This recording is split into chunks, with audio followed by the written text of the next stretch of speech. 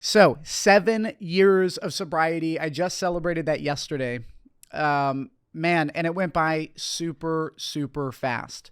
Now, the reason why I'm shooting this episode is I want to talk about not only getting sober from alcohol, but whatever you're struggling with in terms of a vice, because you got one. Everybody has some kind of vice.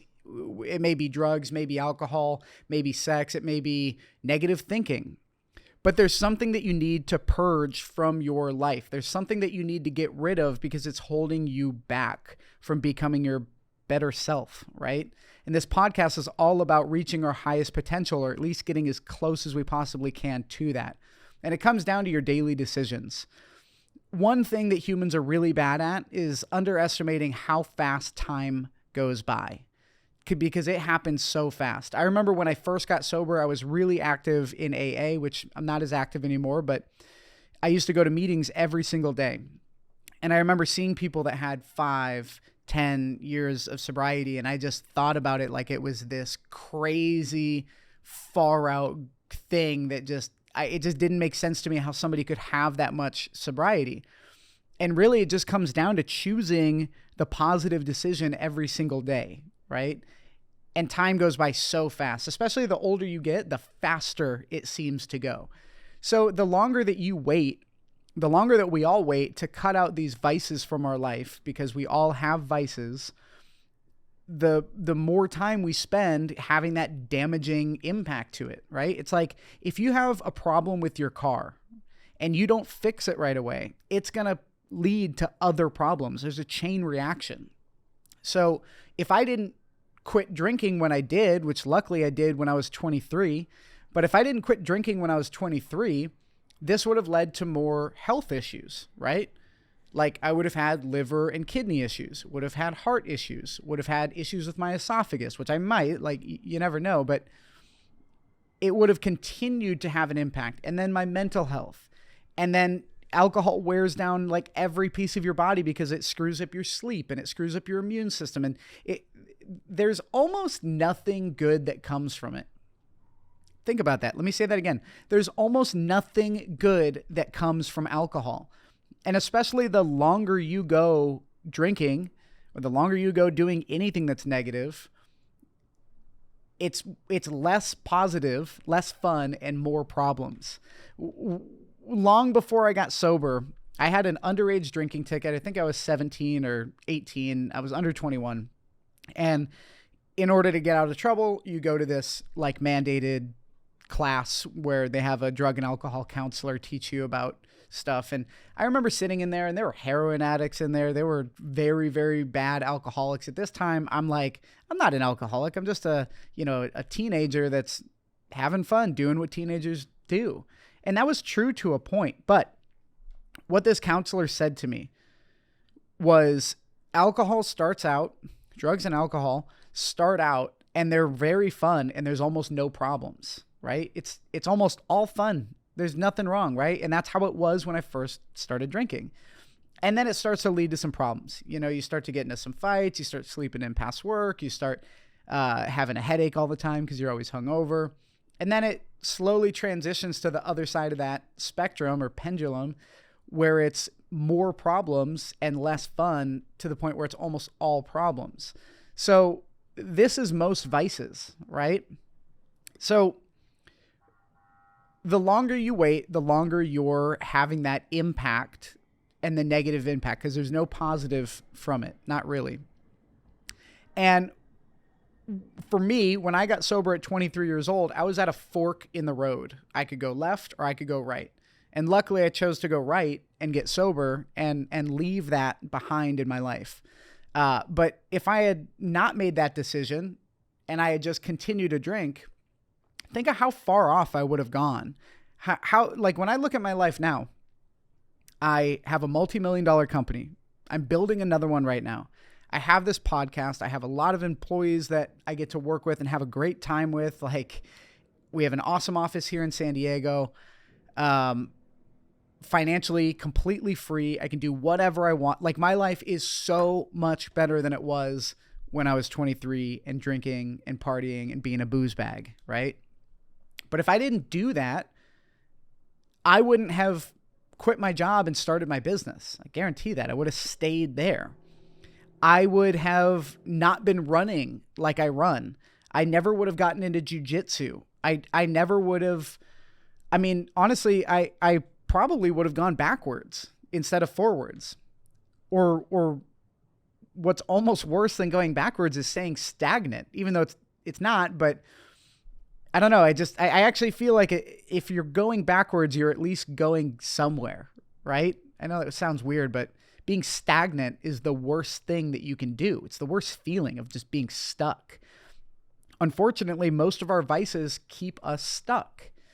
So the amount of time that I wasted drinking, the amount of money that I wasted, I did this calculator thing on how much money I've saved since I got sober, and I put in the average amount and, of what I was spending and how much I was drinking.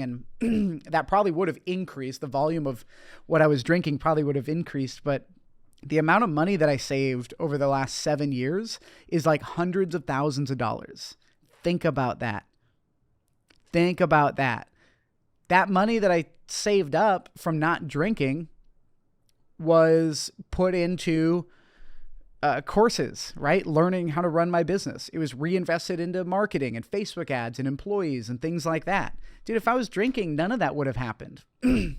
So don't underestimate how fast time goes, but also don't underestimate how the compound effect of these little decisions we make every single day add up to the bigger picture, right?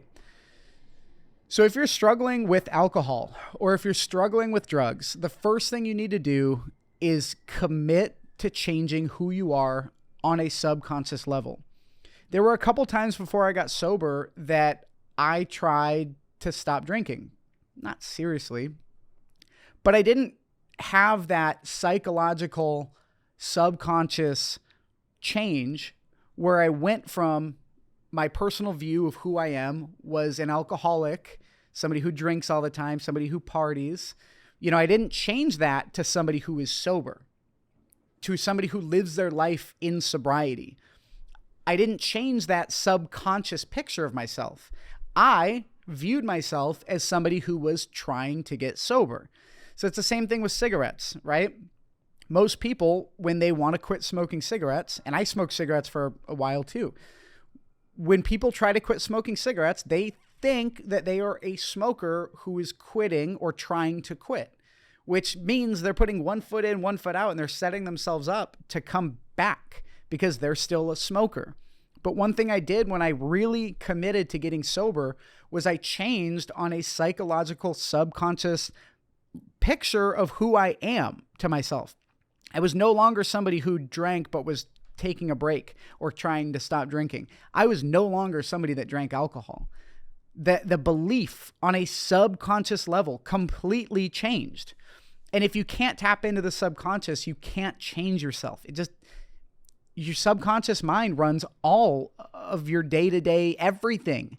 Your subconscious mind rules everything that you do. Sometimes when I'm in a podcast, I will literally not even be thinking and I'm just talking. And almost when I'm talking, I'm thinking, holy fuck, what am I saying? And then I go back and watch it later. And I'm like, damn, I actually look like I actually look like I meant to say that. But it was my subconscious mind going off while my conscious mind was doing something else. So if you're trying to get sober, if you're trying to stop doing drugs, if you're trying to stop whatever your vice is, you first have to learn about your subconscious mind. The Power of the Subconscious Mind by Joseph Murphy is a really, really good book. Let me just double check that that's the title. Yeah. The Power of Your Subconscious Mind by Joseph Murphy is an excellent book to at least get a good understanding about what goes on under the hood, right? Because if you don't change your subconscious, you will not change your reality. That's a fact. So 7 years, it went by really, really, really fast. And I'm super, super grateful for the sobriety. I'm super grateful for all of the positive things that have been able to happen. And also just staying sober. Like every single day that I don't drink, it is a much better day than before. Now, let me just be clear. I was never like this raging, wild, crazy alcoholic like people picture me, right? I mean, I partied a lot and I went hard when I partied and I blacked out a lot. But I wasn't like showing up to work drunk. I wasn't drinking and driving all the time and crashing into car. Like, I wasn't this crazy alcoholic. And I really didn't believe until the end that I was an alcoholic, right? I didn't believe that I had a problem. And then when I look back, I mean, I got arrested several times when I was younger, all because of alcohol. Weird, right? When I stop drinking, I no longer get arrested. Weird. You start making conscious, better decisions when you take that negative filter out of play. It's just, I'm speechless when I think about how much I thought I knew about myself before and how much now I know, now with the clarity that I have. And, you know, if you had talked to 21-year-old me and said, hey, do you think you have a drinking problem? I'd be like, no, I don't have any problem drinking. I love it. Right. But I was always just, I had no idea, you know? So I want you guys to take some time to think about the things that are causing a negative impact on your life that you may not even consciously know is a problem, right? Maybe it's fast food. It doesn't have to be some crazy like drugs or alcohol or anything like that. It could be negative thoughts. It could be the way that you talk to your partner. It could be the way that you talk to yourself, you know, your own negative self-talk. So I challenge you guys to find that thing that is stopping you from being the best version of yourselves. Because the first one, for me, the biggest one was alcohol. The next one was getting out of my own way, right? Like not being so hard on myself and allowing myself to fail. Little things like that. So do your best to consciously identify the things that are holding you back and cut them out. And my biggest piece of advice is do not wait. If you wait to make a change, the change is never going to happen on its own. So with that being said, thank you guys for listening. Peace.